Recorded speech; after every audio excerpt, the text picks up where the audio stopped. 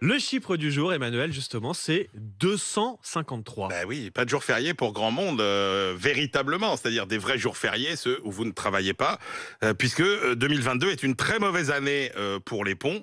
En fait, nous sommes aujourd'hui au début du seul vrai grand pont Mm. de 2022, puisque les 1er et les 8 mai sont tombés des dimanches, le 11 novembre tombe un vendredi, Noël tombera un dimanche.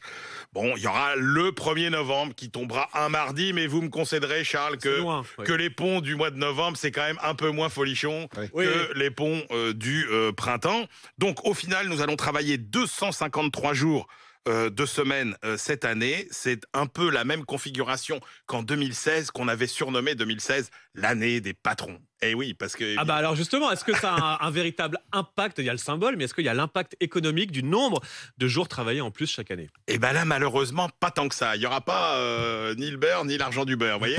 Mais non, parce que en fait, ce qui se passe, c'est d'abord que 253 jours travaillés par an, c'est à une journée du record absolu qui est 254 jours. Manque de bol, 254 jours, c'est ce qu'on a travaillé en 2021. Mhm. Donc, il n'y a pas vraiment d'effet comparatif. Voilà. Et puis alors, surtout, il faut savoir que tous les jours fériés ne se valent pas. L'INSEE a calculé ça très sérieusement et nous dit que, par exemple, les jours de milieu de semaine, le mardi, le mercredi et le jeudi, comptent plus pour l'activité économique que les lundis ou les vendredis, par exemple. Et parmi ces jours de milieu de semaine, le mercredi pèse encore plus lourd que les autres. Et là, la comparaison 2022 2021 est plutôt défavorable. Et puis, il y a beaucoup d'effets de vases communicants. Par exemple, beaucoup de ponts, c'est très bon pour l'hôtellerie et le tourisme, c'est pas bon pour les cinémas et les théâtres. Et il y a même des effets de vases communicants entre secteurs. Par exemple, on voit bien que quand il y a beaucoup de ponts, bah, ça va profiter aux restaurants plutôt de campagne, de bord de mer, de lieux de résidence, et pas aux restaurants des villes. Mais sur le plan économique global, c'est pareil. Même chose pour l'automobile. On sait très bien que quand il y a beaucoup de ponts au mois de mai, c'est pas bon pour les ventes, c'est bon pour la réparation.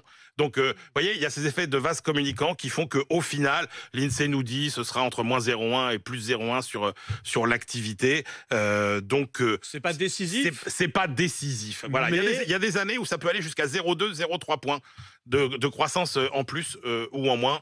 Là, cette année, voilà. Donc, j'ai même pas l'argument de ça fera plus de croissance pour vous consoler de ne pas avoir les grands ponts. ouais, mais c'est important quand même de connaître, parce que aussi il y en a qui nous écoutent ce matin et qui sont peut-être sur la route pour aller profiter d'un long week-end. Voilà, vous connaissez désormais l'impact économique de votre pont grâce à Emmanuel Le Chypre.